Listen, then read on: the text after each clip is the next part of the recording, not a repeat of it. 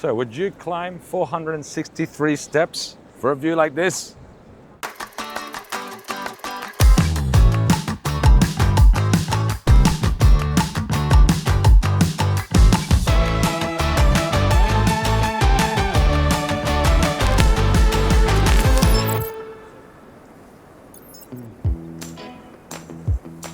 Hi, it's Angelo, your walks guide. Today, we're gonna go and discover the Florence Duomo.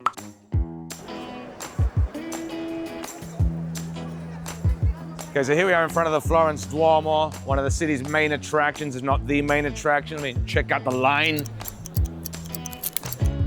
This was built between 1296 and 1472. So yeah, it took 176 years to get the job done, but it was worth the wait. And we got our bell tower straight. So stick that in your pipe and smoke it, Pisa.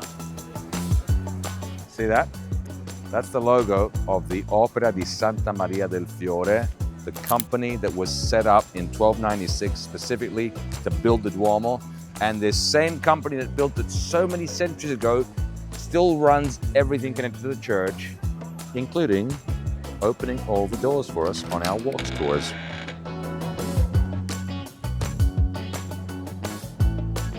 Okay, so here we are inside the Florence Duomo, and when you come in, compared to the outside, it's a bit of an anticlimax, because the outside's all crazy, covered in marble, very over the top, and you get in and it's very plain, austere. It's simply that the Duomo is a Gothic church, and Gothic churches tend to have that as one of their characteristics. That doesn't mean there's nothing to see in here. The clock, for example, notice how it's got 24 hours in it, and it's upside down. Well, that's because the clock tells a different type of time called ora italica, the type of time that was used in Florence back in the 1420s when this was built. But if you want more info, check out one of our tours.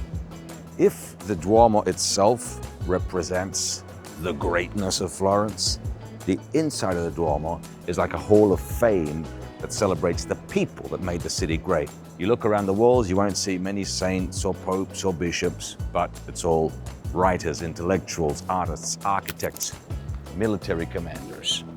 And these guys here are perhaps the weirdest contribution because they're mercenaries. And perhaps the most impressive decoration inside the Duomo is the frescoes of the dome, painted between the 1570s and 80s by two artists, Vasari first, Zuccari second, and what you're seeing is a depiction of Judgment Day.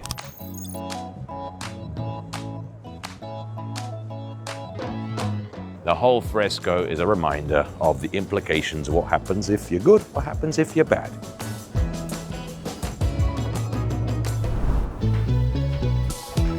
Okay, so we're walking up the steps to get to the top of the dome. In total, it's 460 steps, so fingers crossed I'll survive. Okay, so now we're about to go out into the Duomo terraces, which is one of the most exclusive spots in town. If you want to have this experience, all you got to do, hit the Walks website, check out our tours. So, come on. Okay, so welcome to the Duomo terraces. As you can see, the view is pretty amazing from here. You get to see the Basilica of San Lorenzo, the hills over there where Leonardo da Vinci used to conduct his flying experiments. Now, it would only take Brunelleschi 16 years to build the dome itself, from 1420 to 1436. But you know what? We still don't know exactly how it was built. But until Brunelleschi comes back from the dead, it's going to remain an enigma. And that's why we call these guys Renaissance men. I mean, this guy designs the dome, the scaffolding, and the machines to build it. It's obviously pretty impressive. But wait till you see the view from up there.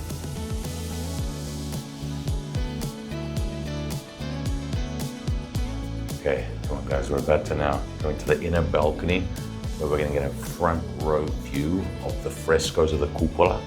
Check it out.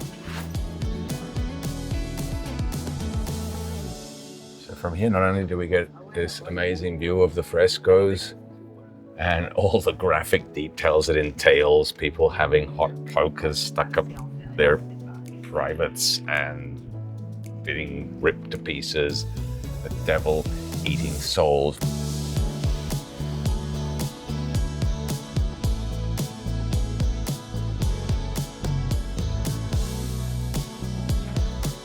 463 steps. So now we're actually walking inside the dome, because one of the so-called secrets of the dome is that it's actually two domes.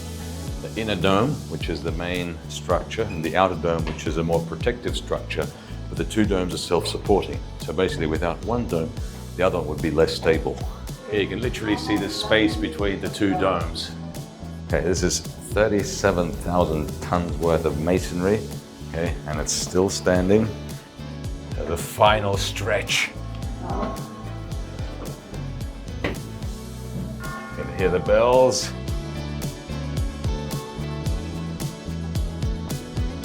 Did it!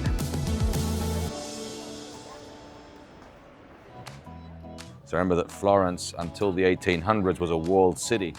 And that explains the very dense urban layout, because when a city is essentially enclosed within walls and it has a constantly growing population, the space runs out. To the left, you have the Church of Santa Croce, which is where, among other people, Michelangelo, Machiavelli, and Galileo are buried. So to the Florentine, Santa Croce is like a pantheon of its great men of the past. So definitely one to add to your bucket list in Florence.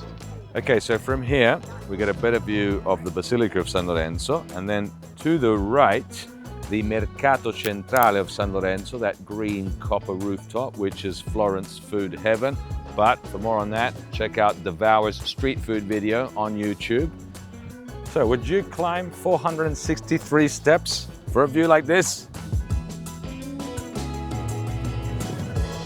All right, we survived 460 steps up and then down. But if you want to experience this for yourself with a guided tour, hit the QR code and check out the Duomo experiences we offer. Plus, stay tuned for a lot more amazing content right here on YouTube.